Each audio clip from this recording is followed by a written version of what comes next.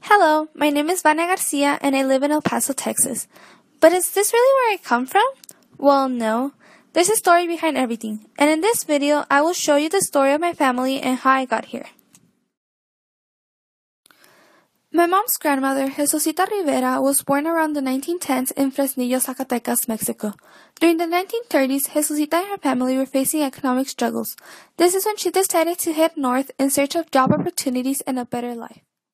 On her trajectory, she stopped at Delicias, Chihuahua, Mexico. There she met Manuel Rivera, a young man who worked as a miner. In 1938, Jesusita and Manuel got married, and in 1942, my grandpa, Jesus Lopez, was born. Now, Jesusita was alone with her kid, so she decided to continue moving north. Around the 1950s, Jesusita settled in Juárez, Chihuahua. Unfortunately, she was not able to find a job, so my grandpa had to work in order to sustain themselves. Mi mamá cuando yo era pequeña me decía que mi papá se tenía que venir desde muy chico a trabajar aquí a Estados Unidos como inmigrante. Tenía que sostener a su mamá como viuda en aquel entonces. Era muy difícil la economía en Juárez. Cuando estuvo en Juárez, ahí en esa ciudad no había trabajo. Entonces su único recurso era venirse aquí a Estados Unidos a trabajar. During the 1940s, 1950s, and 1960s, the United States would hire Mexican immigrants to work in farms. These people were called braceros. So when my grandfather became a young man, he came to El Paso to work as a bracero. But in 1967, the bracero program ended, so he went back to Juárez. During the 1960s, my grandfather met my grandmother, Yolanda Hernandez. They soon got married, and on January 12, 1973, my mom was born in Juárez, Chihuahua. She lived and went to school there throughout her childhood and as a youth. Then, in 1994, she met my dad, and on December 4th, 1995, they got married.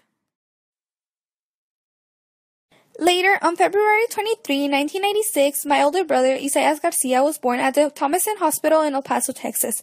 Then, in 1987, I was born at the Providence Children's Hospital in El Paso. And on September 9th, 1986, my sister, Neida Garcia, was born.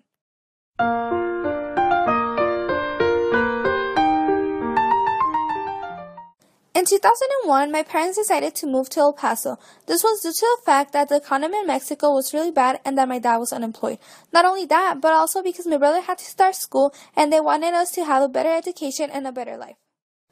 Once in El Paso, my dad was able to find a job as a janitor at a church, and my mom was a homemaker. After a few years, on August 19, 2005, my little brother, Carlos Garcia, was born. As you can see, my family's migration pattern was very similar to many other Mexican immigrants. This migration consisted of going north in search of a better life, and it was caused by the high unemployment rate and poverty.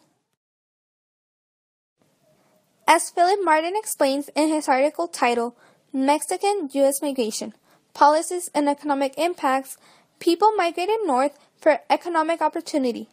Not only that, but people also came in search of the American dream and a better life.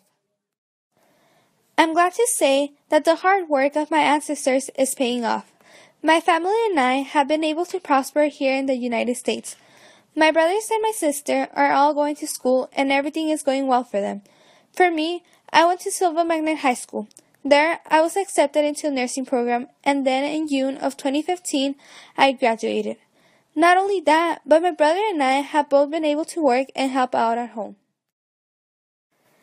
It's amazing how many decades ago my great-grandmother lived in Fresnillo, Mexico, and now I'm very far from there. Now it's November of 2015, and I'm in El Paso, Texas. I'm assisting UTEP and will soon become a teacher, and I thank all my ancestors for all the hard work and struggles they had to face when they decided to migrate north. Thanks to them, my family and I are able to live a better life. And this is the story behind my family's migration into the United States and the reason why I'm standing here today.